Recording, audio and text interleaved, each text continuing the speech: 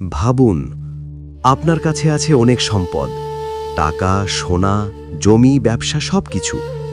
মানুষ আপনাকে ধনী বলে, কিন্তু কিয়ামতের দিন সেই সম্পদই যদি আগুন হয়ে যায়, যে সোনা আপনি লুকিয়ে রেখেছিলেন, যে টাকা আপনি আল্লাহর পথে দেননি, সেই সম্পদই যদি জাহান্নামের আগুনে গরম হয়ে আপনার কপাল, পিঠ ও শরীরে দাগ দেয়, এটা কোনো কল্পকাহিনী নয়, এটা কোনো ভয়ের গল্প নয়, এটা আল্লাহর কুরআনের সতর্কবার্তা, এটা রাসূল সাল্লাল্লাহু আলাইহি ওয়াসাল্লামের স্পষ্ট হাদিস। আজ আমরা জানব যাকাত সম্পর্কে রাসূল এমন কি কঠিন সতর্কবার্তা দিয়েছেন যা শুনে সাহাবীরা ভয়ে কেঁপে উঠতেন। যাকাত ইসলামের অন্যতম স্তম্ভ। ইসলামের 5টি স্তম্ভের একটি হল যাকাত। রাসূল সাল্লাল্লাহু আলাইহি ওয়াসাল্লাম বলেছেন, ইসলাম 5টি বিষয়ের উপর প্রতিষ্ঠিত। আল্লাহ ছাড়া কোনো ইলাহ নেই এবং মুহাম্মদ আল্লাহর রাসূল এই সাক্ষ্য দেওয়া, নামাজ কায়েম করা, যাকাত দেওয়া, রমজানের রোজা রাখা এবং সামর্থ্য থাকলে হজ করা। সহিহ বুখারী হাদিস 8, সহিহ মুসলিম হাদিস 16। এটি শুধু দান নয়, এটি ফরজ ইবাদত।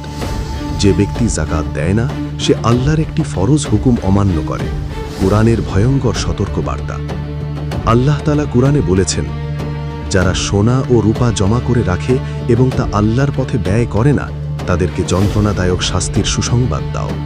সূরা আত-তাওবা আয়াত 34। পরের আয়াতে আল্লাহ বলেন, সেদিন জাহান্নামের আগুনে এগুলো উত্তপ্ত করা হবে এবং তা দিয়ে তাদের কপাল, পার্শ্ব ও পিঠ দগ্ধ করা হবে। বলা হবে, এটাই সেই সম্পদ যা তোমরা নিজেদের জন্য জমা করেছিলে। এখন তোমরা তোমাদের জমা করা সম্পদের স্বাদ গ্রহণ করো। সূরা আত-তাওবা আয়াত 35। এই আয়াতের ব্যাখ্যা করতে গিয়ে আলেমরা বলেন, যে সম্পদের যাকাত দেওয়া হয় না, সেই সম্পদই কিয়ামতের দিন শাস্তির কারণ হবে। রাসূল সাল্লাল্লাহু আলাইহি ওয়াসাল্লামের হাদিস, সাপের শাস্তি। রাসূল সাল্লাল্লাহু আলাইহি ওয়াসাল্লাম বলেছেন, যাকে আল্লাহ সম্পদ দিয়েছেন কিন্তু সে তার যাকাত দেয়নি, কিয়ামতের দিন তার সম্পদ একটি বিষাক্ত টাকমাথা সাপে রূপান্তরিত হবে। সাপটি তার গলায় পেঁচিয়ে ধরবে এবং তার 2 চোয়াল দিয়ে তাকে কামড়াতে থাকবে। সে বলবে, আমি তোমার সম্পদ, আমি তোমার জমা করা ধন। সহিহ বুখারী হাদিস 1403। এই হাদিসটি সাহাবীদের হৃদয় কাঁপিয়ে দিয়েছিল, কারণ তারা জানতেন এই সতর্কবার্তা সত্য। যাকাত না দিলে সমাজে কি হয়? ইসলাম শুধু ব্যক্তিগত ইবাদত নয়, এটি একটি সম্পূর্ণ সমাজ ব্যবস্থা। যাকাতের মাধ্যমে ধনীরা গরিবদের সাহায্য করে। যদি মানুষ যাকাত না দেয়, তাহলে সমাজে দারিদ্র্য বাড়ে, অন্যায় বাড়ে, অসন্তোষ বাড়ে।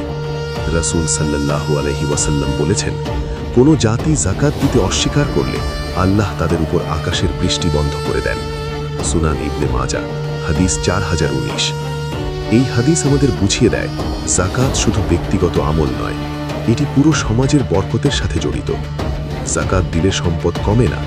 অনেক মানুষ মনে করে যাকাত দিলে সম্পদ কমে যাবে, কিন্তু রাসূল সাল্লাল্লাহু আলাইহি ওয়াসাল্লাম বলেছেন, সাদাকা সম্পদ কমায় না। সহিহ মুসলিম হাদিস 2588। বরং আল্লাহ তাআলা কুরআনে বলেন, তোমরা যা কিছু ব্যয় করো, আল্লাহ তার পরিবর্তে আরও দেন। সূরা সাবা আয়াত 39।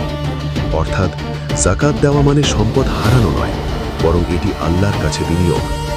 আজ আমরা নিজেদেরকে প্রশ্ন করি, আমাদের সম্পদের হিসাব কি আমরা রাখি? আমাদের ব্যাংকের টাকা, আমাদের সোনা, আমাদের ব্যবসা, এসবের যাকাত কি আমরা ঠিকভাবে দিই? অনেক মানুষ নামাজ পড়ে, রোজা রাখে, কিন্তু যাকাতের ব্যাপারে অবহেলা করে।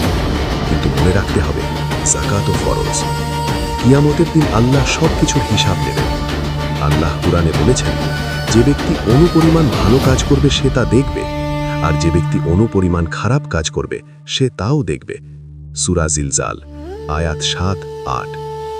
যদি আমরা যাকাত লুকিয়ে রাখি, যদি আমরা গরিবের অধিকার দেই না, তাহলে সেই সম্পদই আমাদের বিরুদ্ধে সাক্ষী দেবে। একদিন আমাদের সবাইকে পৃথিবী ছেড়ে চলে যেতে হবে। আমাদের বাড়ি থাকবে, ব্যাংকের টাকা থাকবে, সোনা থাকবে, কিন্তু আমরা থাকব না। কবরের ভিতরে তখন শুধু একটি প্রশ্ন থাকবে, আমরা কি আল্লাহর হুকুম মানতাম, নাকি আমরা সম্পদ জমিয়ে রেখেছিলাম? রাসূল আমাদের সতর্ক করেছেন, কুরআন আমাদের সতর্ক করেছে। এখন সিদ্ধান্ত আমাদের। আমাদের সম্পদ কি আমাদের জন্য জান্নাতের কারণ হবে, নাকি সেই সম্পদই কিয়ামতের দিন আগুন হয়ে যাবে? আজই হিসাব করুন, আজই যাকাত দিন, কারণ কিয়ামতের দিন আর কোনো সুযোগ থাকবে না।